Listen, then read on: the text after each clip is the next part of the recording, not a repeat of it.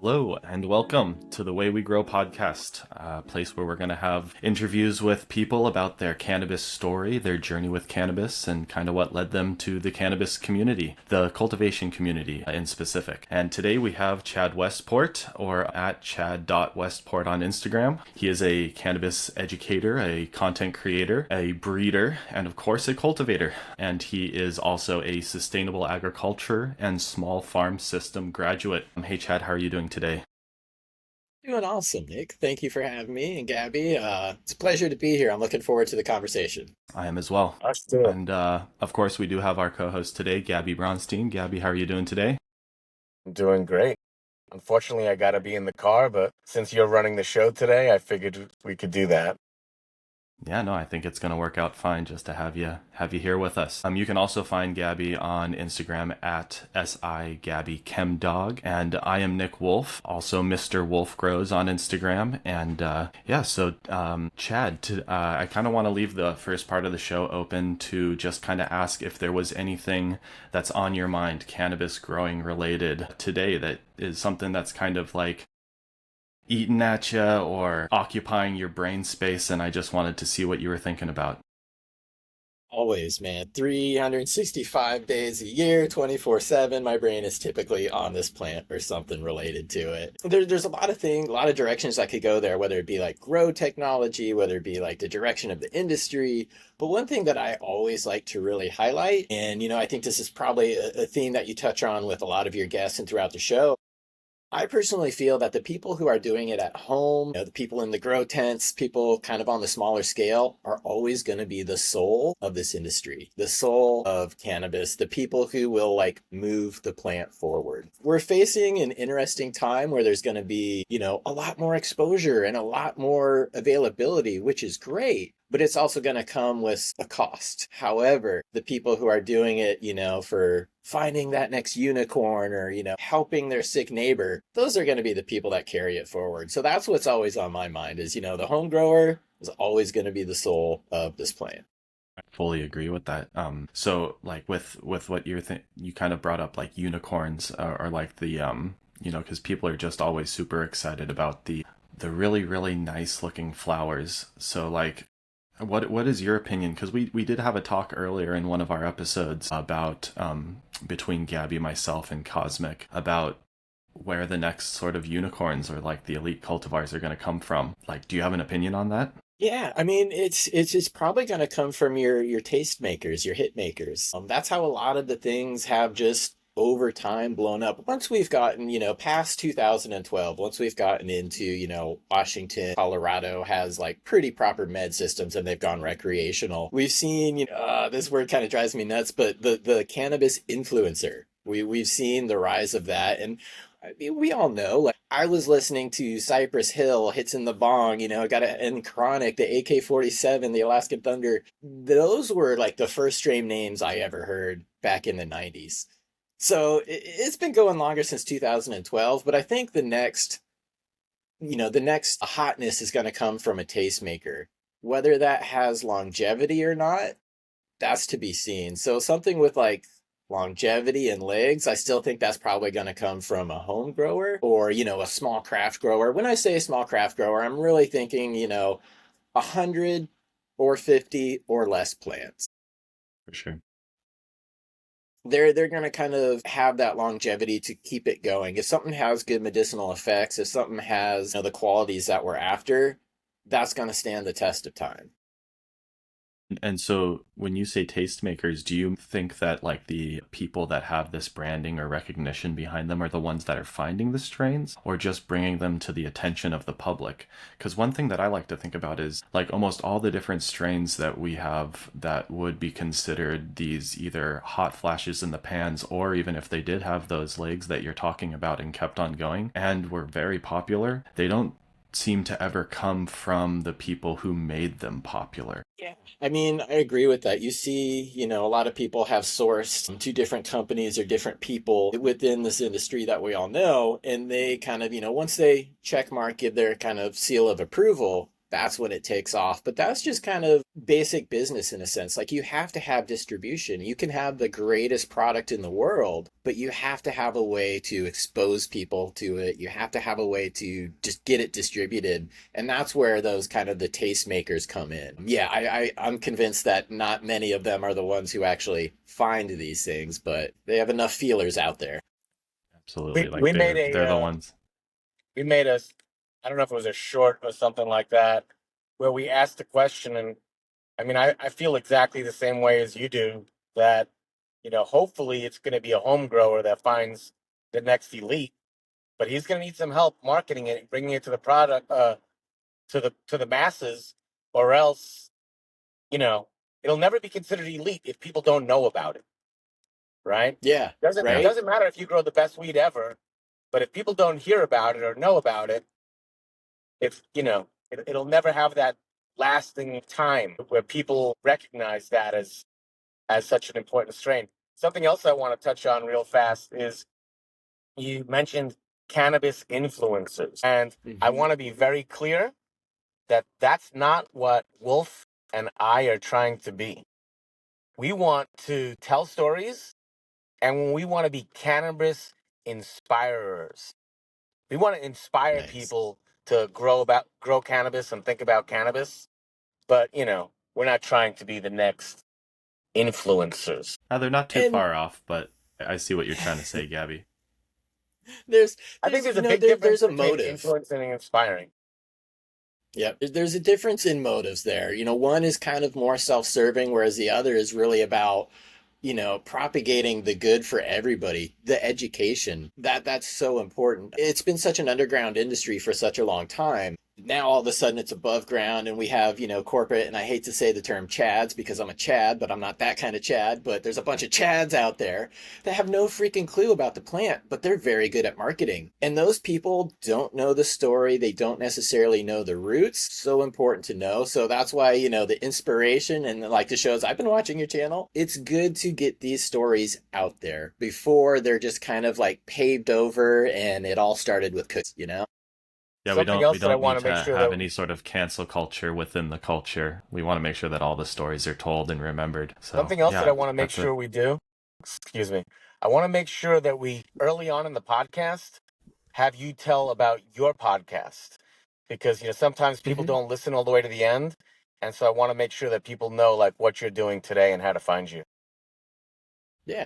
Well, thank you. Yeah, like you, I'm just kind of out there trying to share the story, and education is really the hallmark of what I'm doing. I want to get people growing. This plant has been in my life for a really long time. I realized after a while its medicinal benefits to me. Knowing that and knowing that there's a lot of other people out there that could benefit from it, I just want to get people growing. And so that's a lot of what I focus on my channel is just different ways, introduce you to different breeders. I grow a particular style, but I'm open to anything as long as it gets a person growing. So for that's sure. a lot of what I do on my channel. But I also do like to tell the history. I did a series with Tad Hussey from Kiss Organics. It was called Dope History. We went back, we interviewed a lot of people that I think today's, like, if you're just turning 21, which is the legal age, and you're coming to cannabis, you probably don't know these people, but they've had such an impact. And I saw you guys tease shorts with Wolfe the other day. Seagal, God, that guy has an amazing story. And funny enough, we ran the same streets doing the exact same thing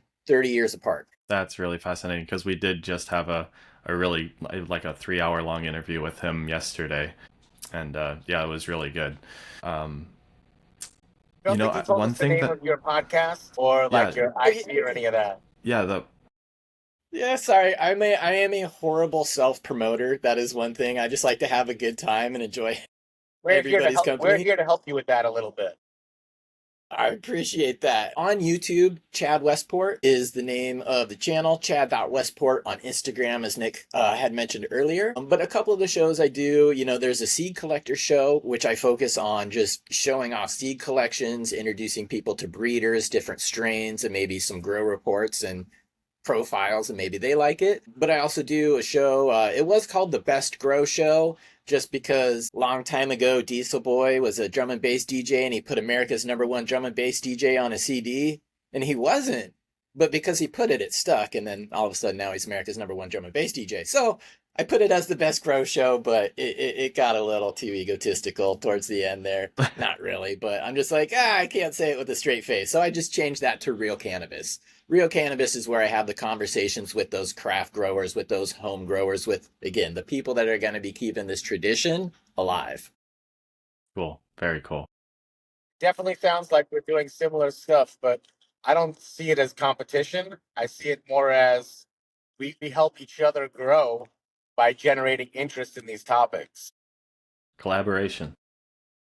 Absolutely. And it's such a big world. I mean, just even like strain wise, regionally, we were talking a second ago about, that home grower needs that outlet to kind of get it to people. There's a lot of strains, like GMO is one that always just pops into my head as an easy example. And while I'm in Washington State, I've been part of the legal market here for a long time. I didn't really start seeing that show up to like 2018, 2019 out here. And everybody's like, ooh, wow, this is the hot new thing. And then I talked to some friends in Michigan. They're like, yeah, that's so like 2013, bro. So we need a lot of people doing this. We need people in different areas because we're all, again, from where or how we had to operate before, we were all just a bunch of little cliques.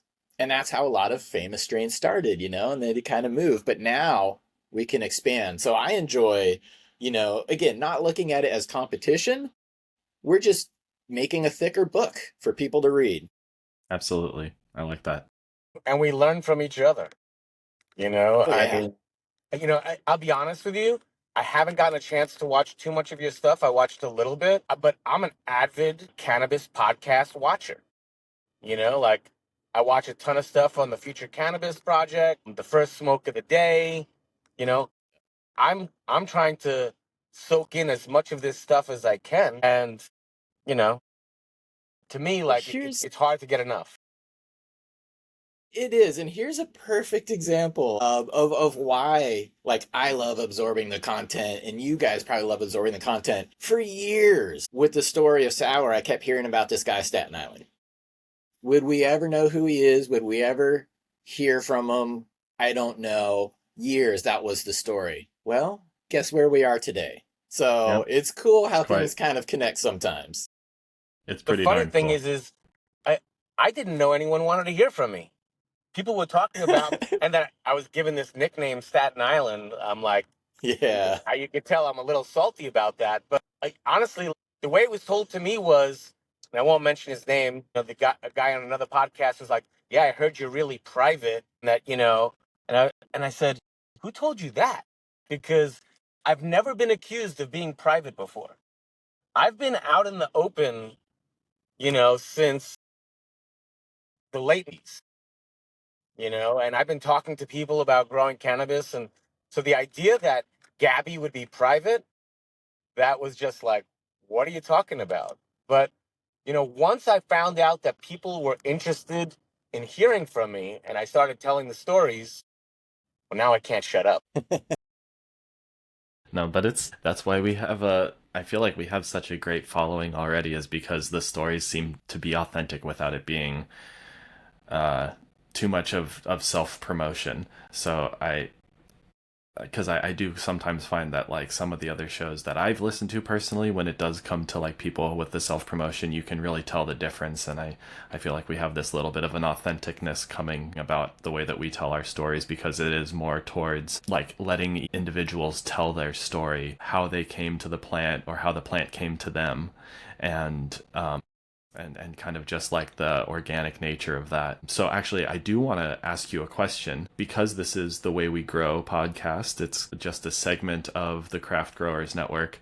I do want to know how you grow, but firstly, I really want to know what you grew first and who taught you how to grow plants in general. And it doesn't even necessarily need to be cannabis. Like for me, for instance, my grandma taught me how to grow a garden, and then my dad also reinforced Can I that. just leave this here? And that was just more like a small tomato or like tomato garden or cucumbers or just other little produce things. My grandma actually had sorrel from France that she brought over, and I still have the same cutting of it from the same rootstock that I've kept going now for years and years and years. And so that's like one of the things that I tie to my growing story. But I want to hear yours as it pertains to, where you. Yeah, I mean, I wish I had a better story and I wish I had a mentor, but growing up, like, I was a city kid. I grew up in the city. I did not appreciate nature. I had no interest in growing or anything of that. In my teen years, again, I was in the Pacific Northwest in the 90s. I do not know what brickweed looks like, so being pretty spoiled there. Yeah, but you But do know what some shitty beasters look like. Oh God, yeah. Oh, some really crappy beasters. Yes, we were raised on beasters here, but apparently, whenever I mention beasters, people sometimes, especially the East Coast, they're like, "Wow, that was the good stuff. That wasn't no Mexican." But I didn't start my first pot plant. I didn't know anything about photo period. I didn't know anything about nutrients. It was just like throw it in the dirt. It came up, got maybe 3 sets of leaves, and then I was like, what do you do with this? And then I killed it. Between that and then actually growing again, I had a cactus for 2 years. And then I managed to kill that as well. And I'm just like, ooh, not a good sign. But eventually, when things were a little bit more lax in Washington State, and I did actually get my medical card, I was able to go into the medical dispensaries. I could pick up seeds, I could pick up clones, and that's how I got started with cannabis. And unfortunately for me, I didn't have a mentor. Like it's all kind of self-taught. There were forums back in the day, but that information was like 50-50 on whether it was good or not. So What I what did a lot year of around was experimenting. this? What's that? What year was this? Like 2010, 2011. Okay. So there were a few books. Danny Danko, he had the show called Free Weed. It was back on the old High Times podcast network. So that's where I got a lot of information to start and some books. But I just kind of progressed from there. I started, with your basic soil grow, your Fox Farm and your 3-part as you see other people do. And then just it's progressed through a bunch of different styles. And they say cannabis is a gateway drug. It is. It's a gateway drug to gardening because now I have huge beds outside where I grow vegetables. I grow all kinds of things that flower or things that finish faster than cannabis sometimes, which is nice. Right. But today I'm doing more of an organic approach. I'm not going, full hippie, as I like to say, with worms and beneficial insects and adding in my own poop to it. No, I like working with a kind of almost a super soil, a soil with enough nutrients in it already, but from organic sources. And then I just do a few top dressings. Because again, I wanted to get people started. And I know that if I can take nutrients and that kind of aspect out of someone's first grow, they may be able to pay more attention to the plant and they may have more success versus someone who's trying to measure things. So that's the road So I've what been going down for years, is trying to find a simple soil for people to use. what sort of top dressings do you like to use? And talk us through like the 15-minute elevator pitch flower cycle for a organic gardener indoors with top dressings. Yep. Okay, so top dressing is just a combination of I could grab the bag, but it's a bunch of meals. Oh gosh, I Do you know the now of brand? course it's a Kiss Organics. Okay, cool. Yeah. Do I have it? Let's see here. Oh, I'm sorry. Stand up. Bone meal, alfalfa, potassium sulfate, insect frass, gypsum, wolastanite, soy protein. Got my little notes there. Nice. And so for like flowering, what pot size is going to be a big determining factor. Also, the length of your vegetative period is going to be a big factor. When it comes to, like water only soils or super soils, bigger the pot means the bigger the battery, the longer it will last before you have to feed it. 5 gallon, 7 gallon if I'm going a 45-day veg. Sometimes I'll check things out, which is a real quick veg, and I'll go a 3 gallon. Typically, because with organic ingredients, you have to think really 2-3 weeks ahead because it's not immediately plant available like a synthetic nutrient would be. So a lot of times what I'll do is a few weeks before the flip, I'll put on a veg top dressing, which doesn't really start to become effective until that transition period. I've already switched it to 12-12, but the plant, the hormones are just starting to change. I find, a little extra nitrogen boost through that period, feeding it as if it were a veg plant is still beneficial. It just kind of kick starts it off into the flowering phase. And then at about 2 weeks after flip, you're still a little bit in the stretch. I'll come back and I'll do another top dressing. with the bloom formula, because there's a veg and a bloom formula for the dry amendments. And then I'll typically let it ride, because what I'm working with these days is I'm really focusing on kind of like 60 days or under plants. If it were to go 70 days, I may top dress again at week 5. Just again, it takes a few weeks to become available, but that is typically how I approach flower. I do have some organic bottle nutrients if I need a foliar spray or something that's a little bit more immediate. But yeah, it's really simple. It's really hands off, which is good for a lot of people, I think. Yeah, I totally agree. That's kind of like the way that I've seen a lot of people growing with organic amendments, especially with top dressing. Do you happen to like reuse your substrate afterwards? Are you remediating it in any way and replanting in it after you let the rootstock rot out or anything like that?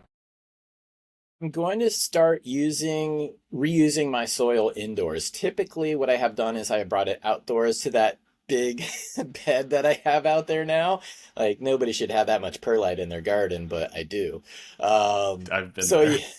yeah, yeah. Actually, I think it was Wolfe that told me if you use black food coloring and you run it through the soil, it may dye some of that perlite a different color, so it's not as obvious. I haven't put it into practice yet, but logically, I'm like, all right, I can see it. That's funny. Yeah. But yeah, I am going to start reusing it and amending it. I'm working again with Tad Hussey from Kiss Organics. I'm working on my own custom soil blend, something that works specifically, well, kind of universally, but specifically with my genetics. Again, to where somebody could like pick up the genetics, pick up the soil, follow my SOPs that I've shown them on the video, and they should be able to get a similar result. But that When you does say include, oh, go ahead. Sorry, when you say pick up genetics, are you talking about from seed stock or a clone stock or? Yeah, I right now am just seeds. Okay, I cool. haven't done any clones. There's some different reasons for that. Again, you're kind of giving it all away when you give out your special clone. I Fair have the enough. Westport grape juice is like my special thing. I do have that backed up with one person, is Grow Space Killer. John, he's out on the East Coast. He's wins awards, and he has won a few awards recently with that and his 818 headband. He blends the two rosins to make Hachimaki grape juice. I took second That at sounds good. Davadu in Massachusetts. He took third at the Pele Polare Terp Wars recently. But yeah, clones, I'm kind of keep those close to the chest right now, but the seeds people can get. And that's what I meant by, pick up genetics. Pick up For your sure. genetics, pick up the soil, follow the procedures, and you should get the same results. So we're hoping. Could you describe the Westport grape juice, the breeder cut for people? Just because I've seen it on Instagram a few times, but I've never actually heard the description.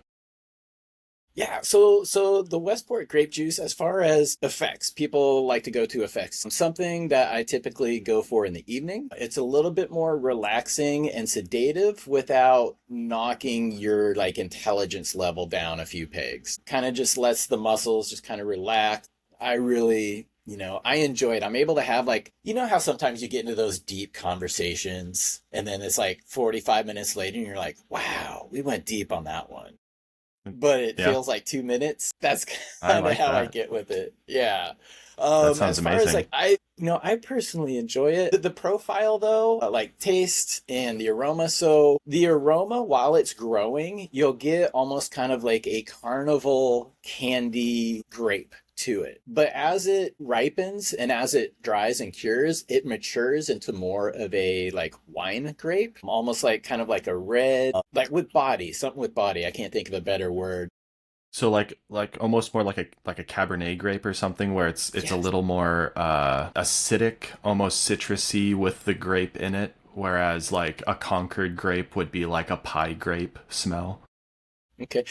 More towards the Cabernet, but I don't really get citrus or acidity from it. There is cream to it. So it has kind of a Okay. nice on the inhale, you get that mature wine grape with some creaminess. So it's kind of smooth. It rolls off the back. And then when you exhale, there's that like little patch in the back of your throat that always gets dry and you're like that little patch, just a hint of gas touches that patch on the way out. Okay. So Wow, that you sounds don't really good.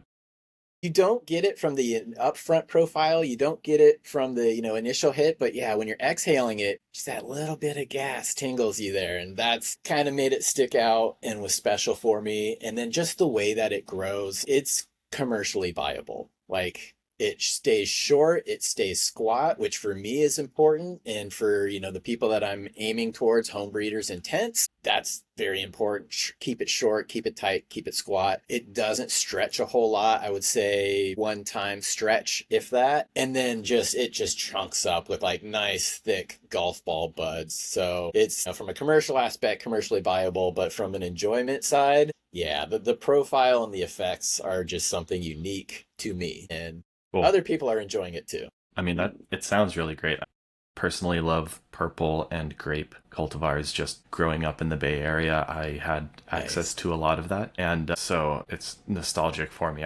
I've been running at the commercial facility that I've been managing. What it's called Beach Grapes from Oni Seeds. We have a number 12 cut that we hunted, and it's very much Concord grapes with that kind of like creamy, but also like a lot of fuel gassiness on both the front and back end. And so things like that just always kind of, they're really good. They hit the palate for me really well.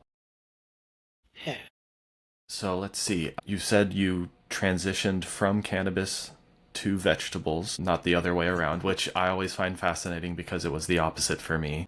So when you first started growing cannabis, what was your first successful grow like? I had beginner's luck. Like, my first 2 or 3 grows were really beginner's luck. They went very well. I didn't do much feeding of them. Again, Fox Farm, that soil has a little bit of a charge, so it will get you through a little bit, a month or so of nutrients. But I started with the premise of like, I just want to see what the plant does. Again, not having that mentor, not having that background of gardening. I'm just like, okay, I need to see what the plant is going to do naturally before I start adding all these other things in. So I know when I start adding these other things in, it did that. So that's kind of how I got started. It all started with, again, bag seed, which most people will start with. And then, I mentioned the Washington medical system, 2010, 2011 is when it really kicked off in Washington.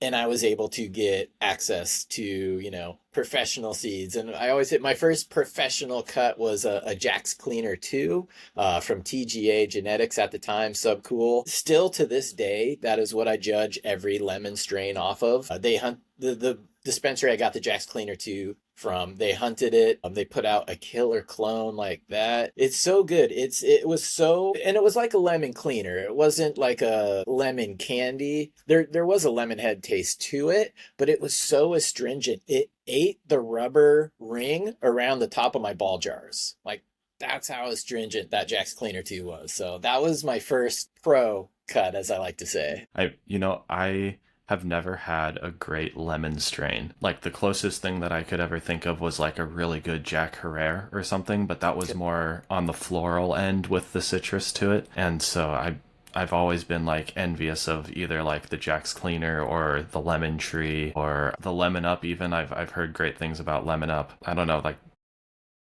because I got really tired of orange flavored stuff. It just seemed that it eventually went from being like this nice citrusy orange to almost this like dirty, kind of musky orange. Like the rinds, yeah, like kind of almost week old orange. I did follow up that Jack's Cleaner 2 with the Agent Orange from TGA at the time, and that one reminded me of almost like the scratch and sniff sticker type of orange. Like, it was friendly, it was approachable. That was a good one. And then, like Cali. But then it went to, like, kind of like you're saying, it morphed a little bit into like Tangy and Mimosa. And those two, like, I personally enjoy them, but they're like black licorice. Nobody is like, yeah, it's cool. You either like it or you don't. Absolutely. When it comes to That's like a really good Tangy, comparison. and those people are like, yeah, I hate that. And I'm like, yeah, I like it. It's cool.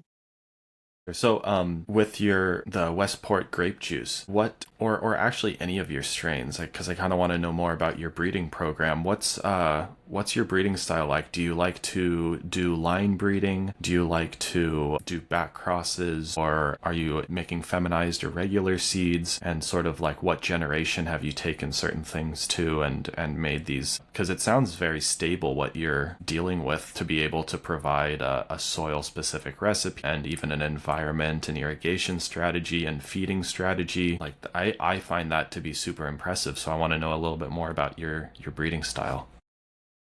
Yeah, it's kind of a little bit all of the above, and things happen slowly for me. I'm just the scale that I'm able to do it. I have a lot of really good testers. So, like, I can run 500 of something to get a good idea of what's in it, no problem. I just can't do it personally in-house. So, that's a huge thing. So, feminized though, a lot of new growers like the feminized. And with the Westport grape juice, people have seen it. People heard people talk about it. They wanted it. So I'm like, all right, I'll do a S1. I'll feminize it, make a first generation of itself. I was hoping to get something that was going to be like a spitting image of it. I did not get that. It was kind of shocked me. There were basically 5 distinct phenos that came from it, whereas I really thought I would get one, maybe like 1.5. I got 5 distinct phenos from it.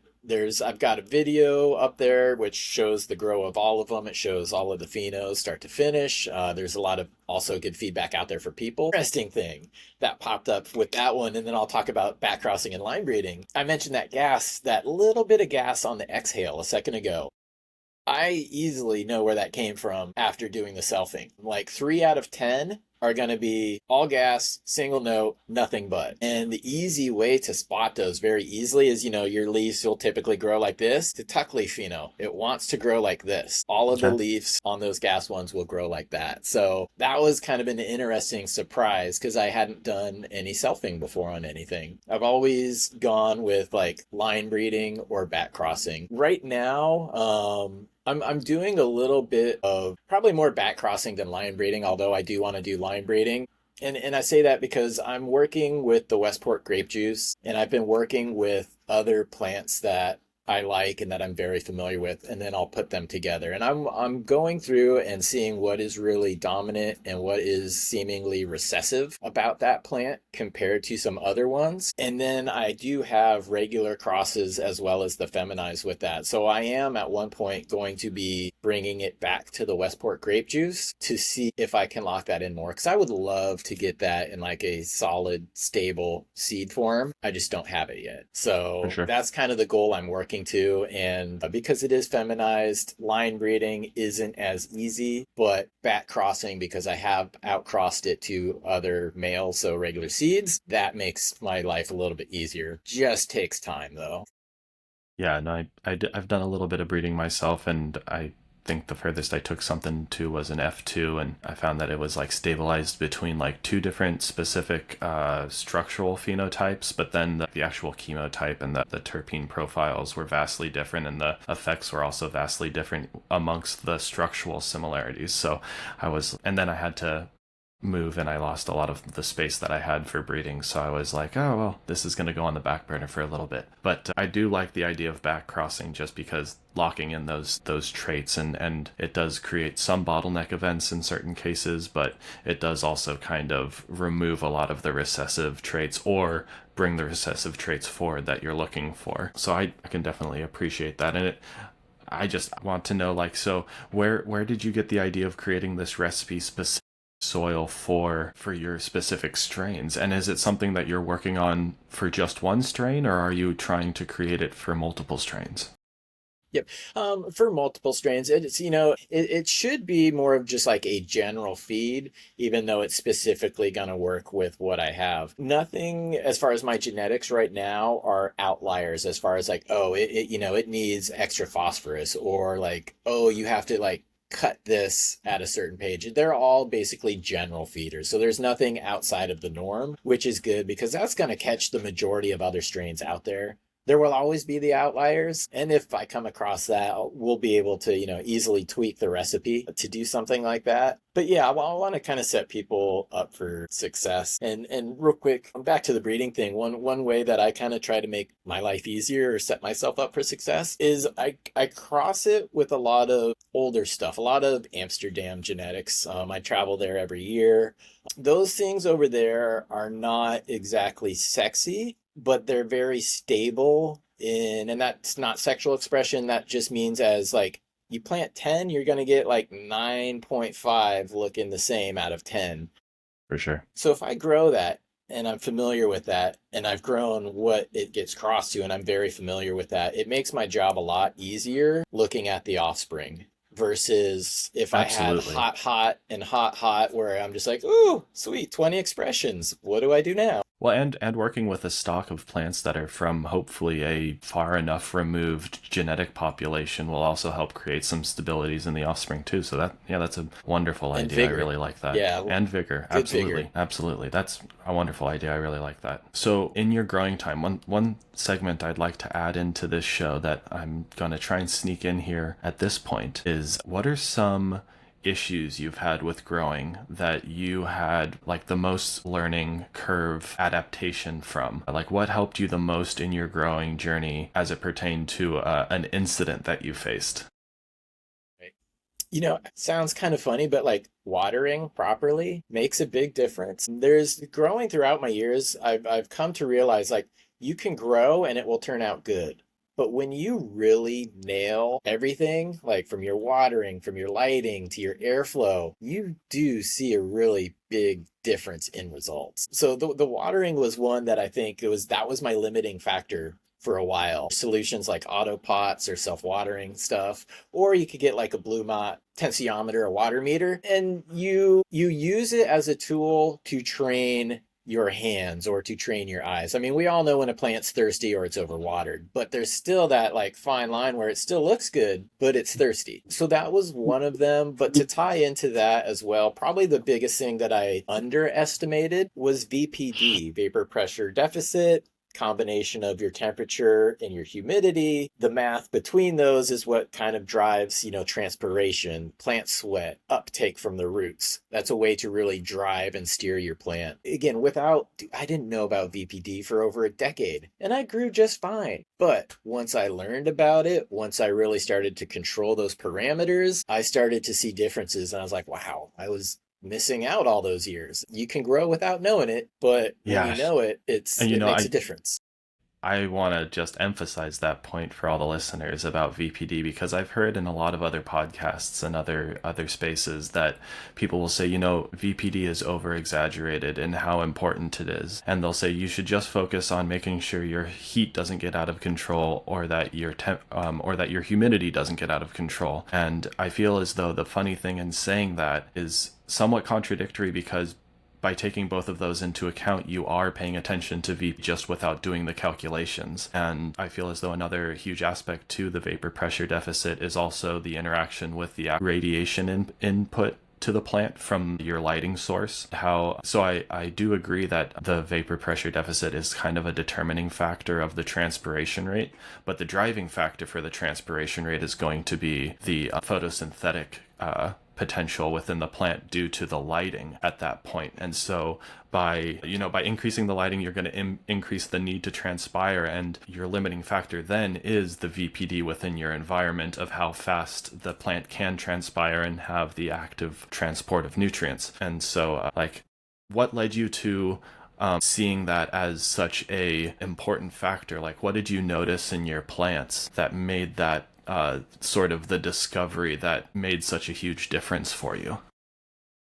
Kind of in the morphology and the color of the plants, the way that it was able to handle nutrients, the way that it accepted the nutrients and utilized them more effectively. It almost seemed like the leaves, like the fingers became wider. They were happier to, just like stretch out and I'm a happy leaf. And again, it's one of those things that you can grow without paying attention to it. And so many of us did for so long. And that's why some people, poo poo it as not being uber important because, well, you can grow without paying attention. But when you do pay attention to it, you can notice differences. And that's usually, because I have commercial experience as well. I've gone to school for some of these things as well. A lot of the tips, as a home grower or someone who coaches home growers, I always say size matters. And CO2 is kind of an example I always use for this. For a home grower, that's like your last 3%. When you're 97% dialed and you have everything working and it's just rocking and you're bored with life, toss something new in there. But there's so many things as far as like temperature, intensity of your light that need to be in place. Otherwise, it's not even going to work. And if you don't have those basic things down first, then it's all for naught. So a lot of the things that we hear, again, size matters is for commercial scale. Because if I have 4 plants in a 4x4, and I get 2 extra grams off of each plant, big whoop. But if we go back to my commercial facility where you have over 60,000 plants and you're getting 2 extra grams, that's a big freaking difference.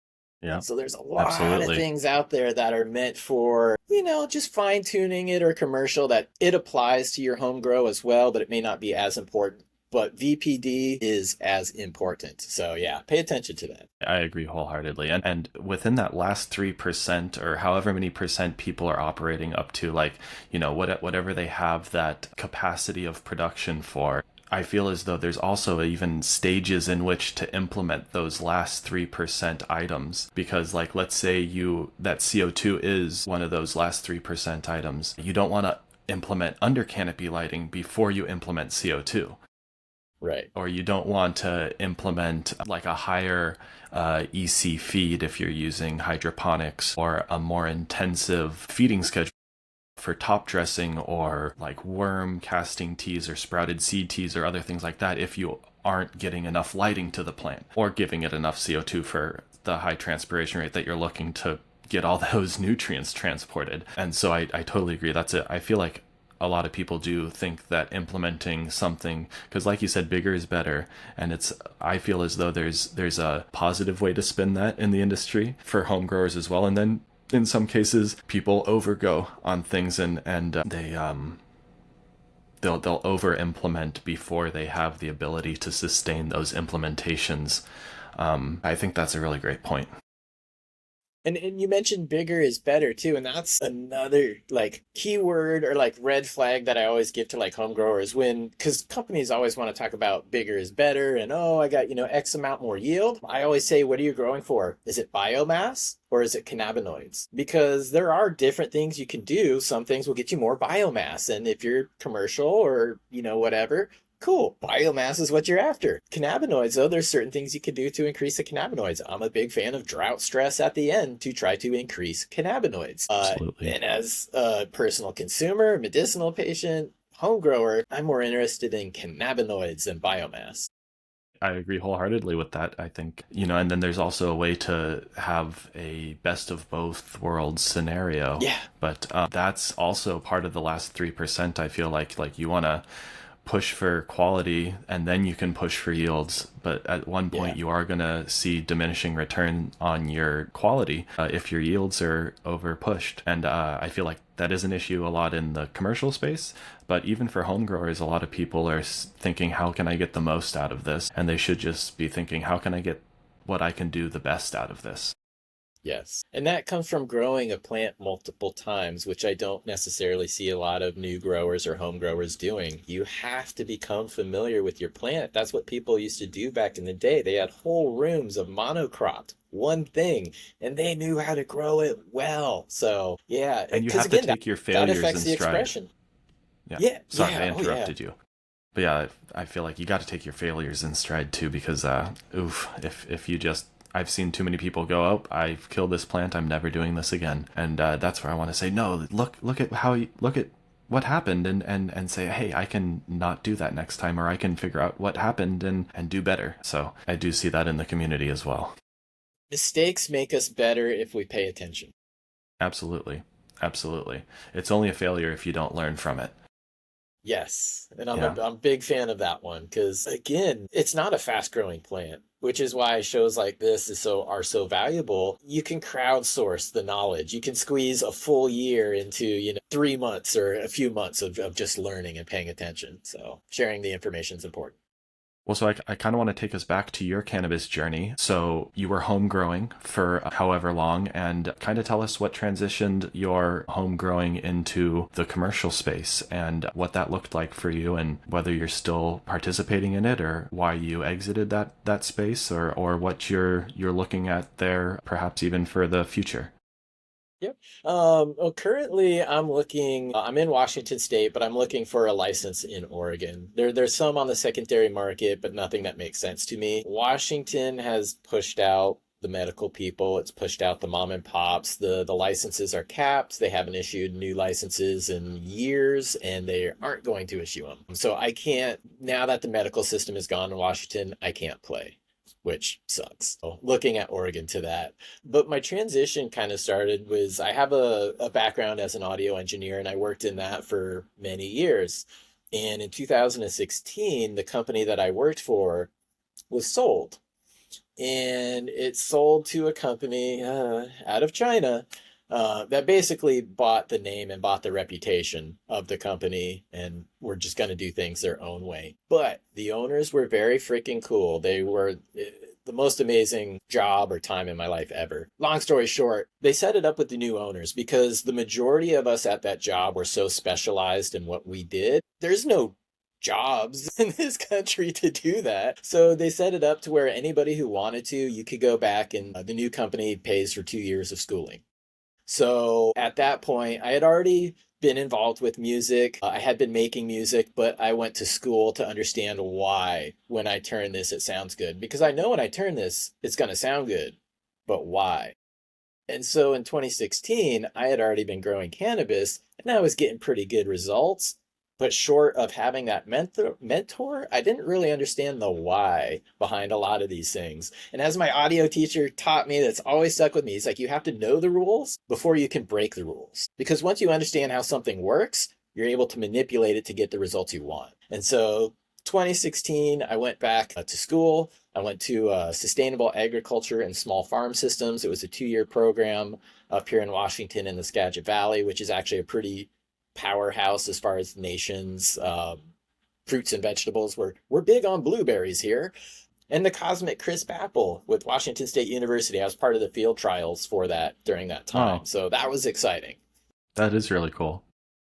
Yep. And that's how I kind of forgot the original question, but that's how I got into the commercial aspect or the deeper aspect of doing what I do is that 2016 career change and schooling. For sure. And so once you went to school and you gained this knowledge of the sustainable agriculture, where did you go and put those practices into use for cannabis? Yep. So I don't say the name of the company just because there are NDAs and things like that. Okay, But I don't say that because I typically trash their practices and how they ran their business. And so fair it's like I enough. can talk about one, but not the other. Well, let's talk So about your experience so that people yeah, know kind of how different aspects of the industry work and whatever you're comfortable with talking about. yeah. Thank you. And again, I won't be too elusive. It's 2017, 2018. It was the largest indoor grow in the state of Washington, and they're still one of the larger companies out here. They tend to change their name every couple of years because what they did is the funding was from a Russian fishing oligarchy. So you could probably connect the dots there. But they had a lot of money to invest and they would build these awesome facilities and then they got bugs. So what they would do is they would build a new facility and then bring the fucking plants from the old facility to the new facility. So that facility had about 2 years before it was burned. Again, it's when you take people who have been growing in a house and then all of a sudden give them a warehouse. That's what I was dealing with. And I got brought in. I helped them bring in their first harvest. That actually turned out good. I was there from when they went from in the red into the black, but just the SOPs there were lacking. The safety protocol was extremely lacking, which is why ultimately I left. But just also, you can't give 60,000 plants the same love I can give six. There's a lot of things that you have to do commercially to protect your investment that I would never do at home. But commercially, you kind of have to do these things. I can't tell you how many people have smoked my arm hair. Like, that's just a fact. People have Yeah. smoked my arm hair out there. So yeah, I've smoked my own arm hair. as you're just defoliating in these big beds, and you're just like, you come home, you're just like sticky. And then eventually we did, get sleeves and stuff. When you were starting up, there were a lot of things that were learned as you went along. So that was kind of fun to be there for that process too. Because A, I got to play with other people's plants, and B, make mistakes on them. Because they would tell me to do, and this turned out good sometimes. They would tell me to do some like ludicrous stripping, and I'm like, no way. I would do it, and I'd come back 3 days later. You would never tell I went in there and did it. So I was able to learn a lot of cool things that way too. Cool.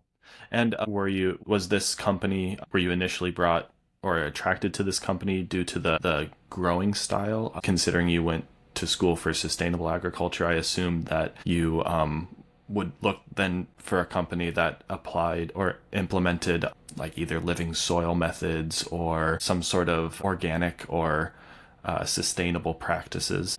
I wish I had the option to choose from that. There are a few good companies around here that do it that way, but they're typically small, like 3, 4 people maximum run it, and then they'll hire people for like the harvest and for trimming. This, again, being the largest facility, it was a full-time job. It was grow. But I learned quickly, the less you know, the better they like you. So gung ho as I was with the knowledge that I have, the passion I do, I came in there, I was like, oh, you can make this change. Or like, hey, I spotted this little bit of, like sticky residue on one of your leaves. That's probably something to look at. But they weren't necessarily interested in that. So, okay, work your way up from the bottom. And the higher you get, the more they'll listen to you. But I started down here. So I just kind of went in as the grunt, and they promoted me pretty quickly to different things. But no, it was never something where I was really able to implement my vision or a lot of the knowledge that I had learned. But again, it taught me new knowledge and new SOPs of way of doing things. So yeah, I wish I could find that perfect marriage out here, but it was really just like, okay, now what do? I had worked at this audio company for like 10 years. I'd just gone to school for 2 years. I don't want to go get a normal freaking job. So I had to drive an hour away, because where I'm at, there's a moratorium. So I had to drive an hour every day just to get to this job, but it was worth it. And I was only late once, so I made the most of it.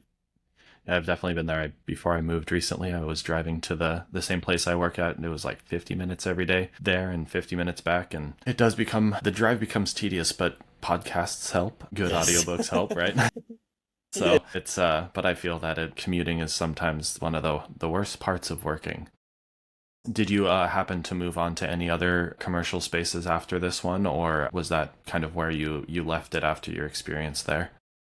Yeah, I kind of left it there because I realized, and again, knowing some people with other grows in the area, I realized it's never going to be the way that I want to do it. It's never going to be the way that I fully believe it should be done. And there's some good reasons for that, and there's some crap reasons for that, but it's never going to be done like the way that I want to do it, or the way that I think it should be done, because I'm patient first. Like, again, coming from the medicinal days, patient first. Like, you're not, oh, well, what can I put on this just so we could get it to harvest? Or like, we'll cut off this top cola, which we did. We hand cut the top cola, we hand trimmed that, and then we sent that for testing after rolling it in keef. So there's things that are just standard practice that I don't agree with. I didn't want to play that game. I transitioned from that grow through the connections I made into working at a dispensary. I worked security there and basically was like the chief information officer. So I could tell you anything about everything. And that was, for me, more fulfilling because I got to help people who were new to it.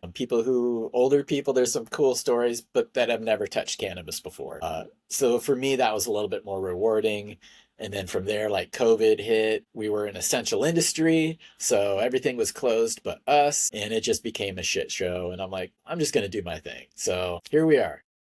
Here we are. Well, I'm glad we kind of like brought this story up to where we are now for you. So I do want to know though, because you are kind of within the space as an educator and as someone who I would assume keeps their finger on the pulse of the industry and how it both affects home growers and other things. Where do you see the cultivation industry going, whether it be from a from a home grower's perspective, from a consumer's perspective, or even in the commercial space, because I'm sure that you still have connections there just through the interactions that you have within the community. Where do you feel as though it's going to be going over the next 5 to 10 years? So my big picture, optimistic, rosy clouds vision would be that it becomes federally legal, which is going to open the doors to the big players, kind of like the Anheuser-Busch's. It's going to push out a lot of the middle tier people that currently exist and dominate the market. I'm not going to cry for them because they pushed me out. They pushed the mom and pops out. So it's like, taste your own medicine.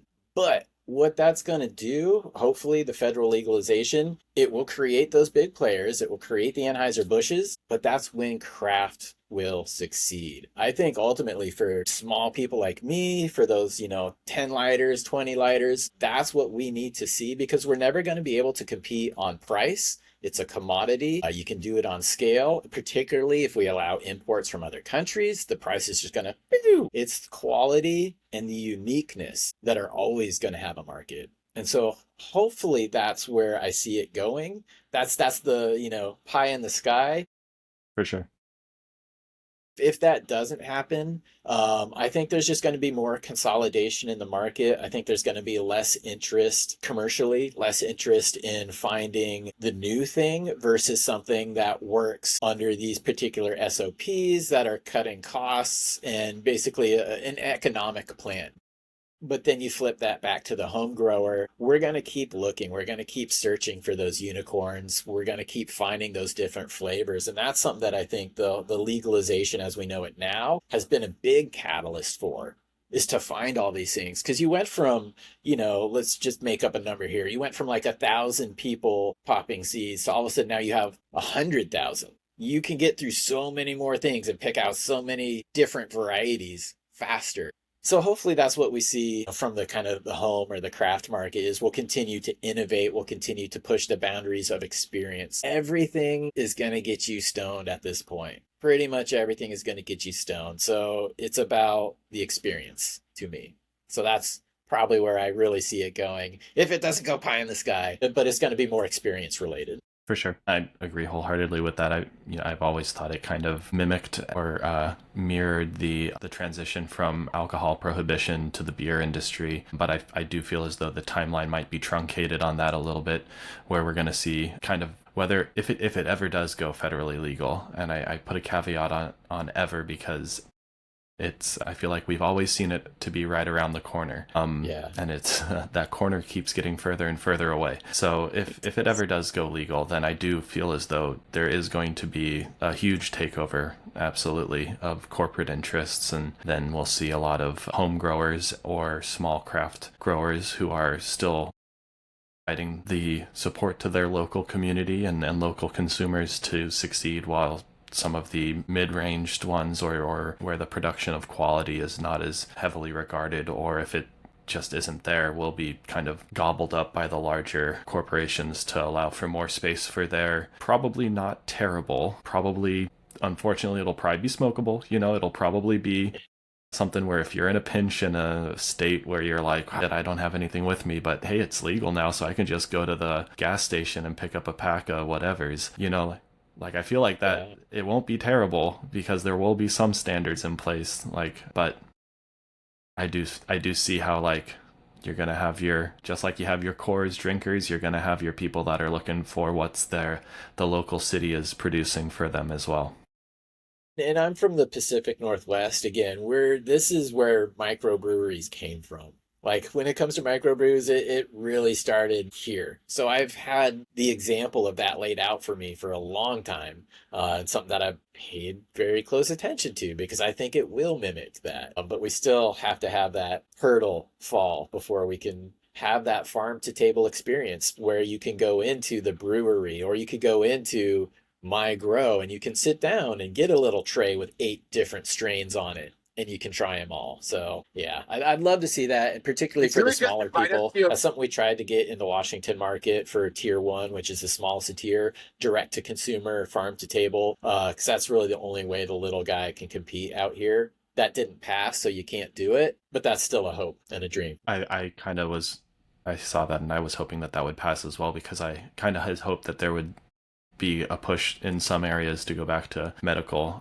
with states' rights being such a big issue as of late, and allowing for people to make those decisions within that state. I was kind of like, because the Oregon medical market was really great as well. I'm in Oregon, and Oh, nice. it was a great market at one point, but where they kept the medical as just the ability for those patients to receive a discount at a dispensary, but that no single producer could then still claim medical on their production of the plant, or that there would be any standards to back that up, kind of defeated the purpose in my eyes. But I'd always hoped that something like that would come back. But I do agree with you that that is a little bit of a pie in the sky hope at this point. We've come a long way from just 10 years ago. So 10 more years, who knows? Keeping the Absolutely. fingers crossed and staying optimistic, but I'll be growing either way. Did I Just did invite us to your absolutely add a grow. 5 to 10 year caveat to the question, so you're completely fair in that assessment. Absolutely. Did you just invite us So, to your grow to you taste know, I all your kind of wanted to flavors? leave perhaps the last part of this show here open. Was there anything more within the cannabis space that you wanted to talk about, growing related or otherwise? No, this has been great. I appreciate the questions. It's been a fun conversation. And I think the theme that hopefully people take away, which is, what I would just reiterate, is just continue to share your knowledge, continue to share the experience, because we're going to get so much further faster if we do that. And if we build substance behind what we're doing, not just a flash in the pan, not just a cool of Mylar, not just, the next hit song, you build substance to it, we're going to get a lot farther. Like 2012, I started out my first foray into public education, Seniors MMJ Network, Seniors Medical Marijuana Network. Those are the people who have the biggest reefer madness stigma associated with cannabis. In my mind, those are the people who could probably benefit the greatest from cannabis, whether it be aches and pains, just the daily things. But the education there is so important because they think you're going to hell and you have to smoke it, neither of which are true. So through that education, through that sharing, through providing substance, real world practical applications for these things, we're going to get a lot farther. So those are the things we need to continue to push. It makes me a little sick. Again, I said earlier, I'm horrible at self-promotion because that's not what it's really about for me. But there's some people who would much rather talk about, the new Mylar, or, what event they're going to and how many grams of this they had, than actually building that substance. So hopefully they're gone. Not all of them probably will be, but yeah, just keep building that substance, folks. That's what I would add to the conversation, I guess.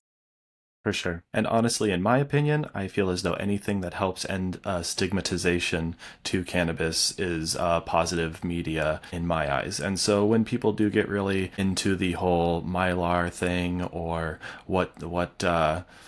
who's promoting who and on what platform, and all that, it does become a little bit monotonous at times, but also it doesn't hurt the industry as much as it helps it in my eyes, just to help bring more awareness to the fact that people are trying to normalize this. And so I do agree, though. I prefer to have more meaningful conversations about it with people that are in this for the long haul, and about it for the medicine and the plant and the community and the way that the plant and the people interact and how they help us interact with each other even in a greater way. So I do wholeheartedly agree with you on that.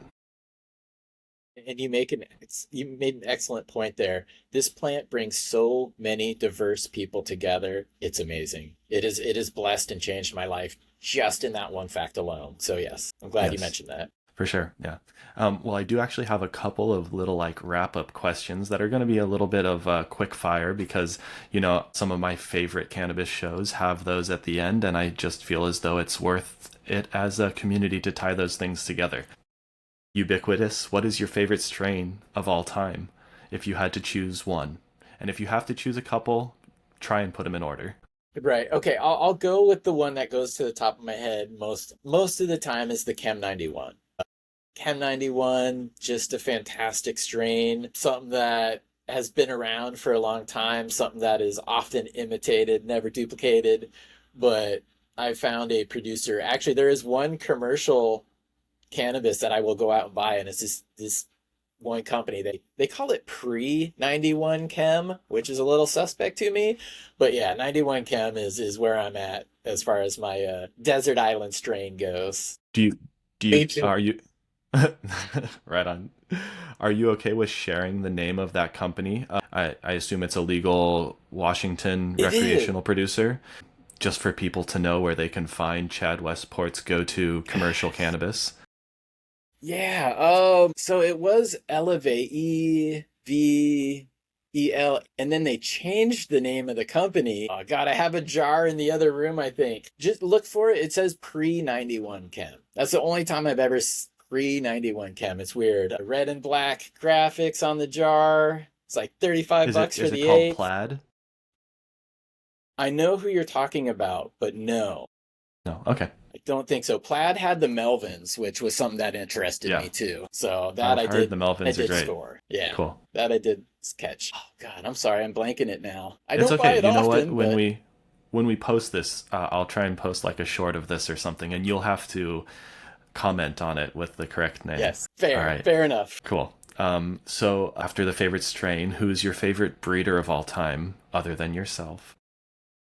That's a dang good question. So, like, James Loud is a person who I would probably consider like the mentor of today, just because I've been watching his shows and following him and actually having a rapport with him for about 4 or 5 years. So, I've probably learned the most directly from him as when it comes to breeding. He's also got a really awesome book out right now. But I also want to toss Mean Gene from Mendocino, Freeborn Selections out there. That guy is an amazing storyteller. He's an amazing librarian. And I've talked to him many times. I could listen to him for 4 or 5 hours, talk about strain history, his processes, because, it's like going to school helped me. I always say, there's a lot of people, it's like, well, education is the best. There's other, experience is the best. Education and experience is the best, in my opinion. Because Absolutely. education, you're going to miss out on those little nuances like, me and Gene would have that you only get through experiences. You're not going to be able to read that in a book. And then if you just rely on experience, sometimes that can turn you into a dinosaur because you're not catching up with the current times. So yeah, experience, education are the two best, but Jackson, Mean Gene from Mendocino, Freeborn Selections, that guy's like a thesaurus or a dictionary, encyclopedia. He's smart. How about that? Yeah, he definitely is. I've He's an always enjoyed. inspirer. Yeah, He yeah. is. I've always enjoyed listening to him whenever he's on a podcast. He always has a wealth of knowledge, and especially when it goes back to like the different crosses and the lineages of different things, and how they play into each other. And I'm always impressed by the any strains that use his strains as the parent lineage, especially with like Black Lime Reserve. That one I feel like is in so many different things nowadays. It's pretty ubiquitous. It is. I just popped a precursor to that too from him. It was from 2021, but it's his Black Lime number 2. So it's before the reserve, but the Black Lime number 2 times his cherry limeade. And I've That sounds great. been sitting on those for a couple years, and I just popped them, and they're seedlings this tall right now. So I'm super excited to see what comes of those. And honestly, I hope I get a male that I'll be able to do some work with. We'll see. We'll see. That sounds like a cherry limeade to Westport grape juice. Sounds like a juice bomb if I've ever heard of one. So I'm gonna It's be the interested mystery to see mystery that. slushy. Get a little Mystery bit of every slushy. flavor Oh, in there. like it. The 7-Eleven suicide. Yeah, Yes, that exactly. sounds pretty great. So, last question of these style of questions. It's a two-parter. So, what was the first time you ever consumed cannabis? And then, what is the most memorable cannabis experience, memory, whether it be smoking or seeing a plant or otherwise, that you've had? The first time smoking, I don't exactly remember, but I was a very early teen. I'm pretty confident it was in the power line trails, the power trails out behind the neighborhood with probably Tommy and a couple other guys. So seventh, eighth grade is really when we kind of got into it. I remember actually getting busted with pot before I had smoked it. Uh, Really? with so my friend Greg, R.I.P. He was a character. I smoked cigarettes, so I had Camel Cash, and you trade in the Camel Cash for the Zippos, and I had a cool Camel Zippo, and he's like, "Oh, I want it. I'll give you $5 and some weed." I was like, "Sure, whatever. I need $5." And so we had gone into the bathroom at school to do our little deal, and his brother was standing outside. And his brother runs inside. He's like, "The principal's coming." And he totally like blew it because apparently he was just standing outside like this, saw the principal, ran inside, and he knew what was up. And so I, of course, had it in my hand at that time, and I'm the one who got busted with it. But a couple weeks later, in another detention, I took it back from his drawer, which he forgot to lock, along with some brass knuckles and a couple other cool things. So I got my shit back. But Was that that the was first stuff you smoked then too?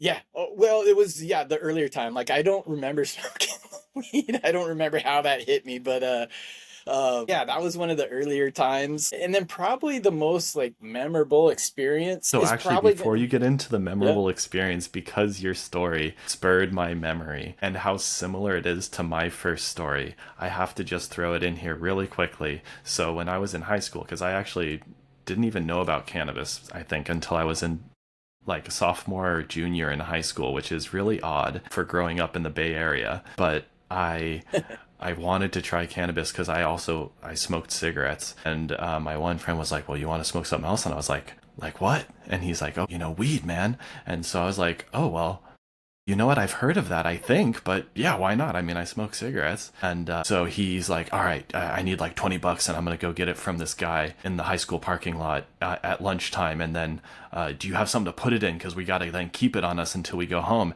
And so I went to like the Army surplus store and got one of those weatherproof match containers. Like it's a metal canister that like Yeah. screws into itself and hinges out, and we stuffed like a couple nugs in there in the dime bags, and I put it back away in my pocket, and I carried it in my pocket all day.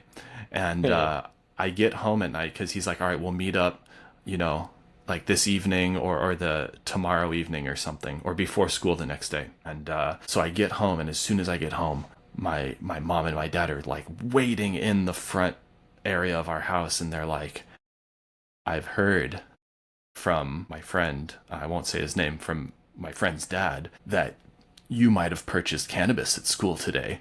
And I was like, and I don't know if you've seen the Key and Peele skit where they start sweating bullets. I felt like that was me at that point, just like, what the fuck? How do you Yeah. know? Because I didn't tell anybody other than the guy that I got it with, but apparently Do I he look told high? some friends. Do I look high? Yeah, but I hadn't smoked it or anything, and it's in this like actually possibly the most smell proof container I could have chosen for that small amount. And I was like, "No, I don't even know what you're talking about." And I talked my way out of it somehow. But I count that as being caught because I then, I don't think I slept all night because I was trying to figure out what I was going to do with this little bit of weed that I thought was going to end my life as I know it. And I go Totally. back to school the next day, and I knew my one buddy who had talked about weed before, where I think I even heard about it. And I was like, "I'll just sell it to him. I'll just be like, I just need to get some of what I sold it for back, and at least what my friend put into it. I'll take the loss, but I got to pay my one friend back and be like, 'Listen, I lost it. Here's the money.'" And so I did that. And then about 2 weeks later, he found out, my friend that had gone in on it with me found out that his uncle was like a big time grower and distributor out of Humboldt, and got us some really good Blue Dream, and we smoked that. There you go. And this was probably like That's one strain that I do miss. It got so popular that people stopped growing it, and yeah, it's still around. and it feels but like it's I do almost miss the good diluted Blue now. Dream. Like, what's the good Blue Dream? Where's the original? Who's got the Santa Cruz cut? Who's got this other one? Yeah. So yeah, I do remember it though, and everyone it made a lot of people's careers, like just with the yields that they could get without having to put too much effort into it. So let's go back to the most memorable cannabis experience for you. Like if you had to think back, what's the first thing that pops to your mind, or if you take a second, what is that memorable cannabis experience? There's a lot of them that were involved cannabis as part of the story, but probably the two that popped to my head that were specific cannabis. One is an interview that I did, and I've got to interview him 4 times now, but Tommy Chong. Like, if you rewind to my teenage self watching Up in Smoke, saying one day you're going to sit down and be friends, first name basis, talk to him every year with Tommy Chong, wouldn't have believed you. So That's that amazing. for me is a cool one. But actual smoking it, plant experience itself was in Amsterdam. Again, I've been going there every year for quite a few years now. I wish I was going back in the 90s and 2000s when it properly was the heyday, but I wasn't old enough or traveling at that point. But I do, and I have written for Sensi Seeds. I have almost 100 published pieces on their website and their blog. And one of the more memorable experiences was when I went to the Hemp and Hash Museum in Amsterdam. My buddy, my boss, Mark, gave me kind of like the private VIP tour, but he took me downstairs into the secret garden, which is no longer there, which is why I'm saying it. But they had a grow down there, and we got to just smoke, look at all the plants that were coming up, plants that I was about to write, descriptions for. Just sat there smoking and enjoying our time underneath the museum. That was probably one of the more memorable smoking related experiences with cannabis. That sounds quite memorable. I can only imagine. I mean, because It's a good it time. made me even think like watching old like Cops, like the show Cops, where they would go in to the people's house and it looked like a normal house or everything would be fine, and then they find the door to the basement and they go down and it's like 20 HPS lights, the whole place is red with everything fully flowered. So that's what I imagine you walking down into at the time, is something that is just like this fully HPS'd out basement where it's maybe 6 or 7 feet high ceilings or something like that, kind of cramped but Close. filled with plants. Yep, everything down there is dank. Just I mean it's below the water table, so it's like water kind of just like absorbs in the concrete walls, and you just always have to deal with that sort of like moisture and humidity. They had a few different chambers because they were growing different strains, but you pretty much nailed the description. It's like, That's so geez, funny. this place has heated floors. That's weird for the Netherlands. No, they just got about 20 HPSs underneath it. So yeah. That's funny. That's funny. Well, welcome back, Gabby. We actually were just wrapping up the last few questions. Did you have any questions for Chad before we wrap up the rest of the show? It's nice that we've opened the lines of communication though, because I would love to, have you guys come and talk a little bit too, just on my channel, like just kind of spreading awareness, trying to introduce people, because I like what you're doing. And this has been, again, a really fun interview, Nick. Thank you for these questions. It again kind of gives me an idea of where you're coming from and what you'd like to see. And if you haven't felt it yourself, we're walking the same road, which is awesome. So passion for the I plant. definitely did feel that, and I really I appreciate that feedback as well. This is actually the first episode that we're doing of the Way We Grow podcast, where I'm hosting it, trying to be a little bit more focused on the growing side of things and people's journey as it pertains to growing, but also kind of mixing in their own personal story in there, because I feel like it's very important to bring it as a little bit of a holistic approach. And I'm sure Gabby also really appreciated having you here today, because we are doing this collaboratively under the title of Craft Growers Network, him doing the Gabbing with Gabby show, me doing the Way We Grow podcast, and then hopefully adding more shows in the future. So yeah, just wanted to say I really appreciate you being here. And were there any plugs, any thank yous you'd want to give out to anybody, any last minute awarenesses you'd like to bring up? Yeah, thank you again for that opportunity. If viewers really want to learn more about me or check stuff out, chadwestport.com. That's where you can find, my gear, merchandise, but you'll also find links to the writing that I've done for different companies. If you go to the info tab, it will tell you a little bit about me, but it will also give you links to specific companies I've written for. It also will give you specific links over to the YouTube channel. You can find YouTube, which is Chad Westport, and my Instagram, which is chad.westport, listed along the side. So yeah, if you go to chadwestport.com, that will really get you pretty much any place. So many shout outs. I always tend to not do them because I don't want to forget somebody. But since I did mention John, the Grow Space Killer, big shout out to him. He's doing big things out on the East Coast with his rosin. So yeah, Thank you for having me, and thank you for everybody that's going to watch this and watch this on the replay. If you guys leave a comment, let us know what you liked and what you want to see in the future. I know both of us would appreciate it. Helps guide our car. Yeah, Absolutely. car. We're in a car. We'll go with that analogy. Absolutely. No, and again, I appreciate you being on here. Thank you so much. And yeah, we'll see you guys next time on The Way We Grow.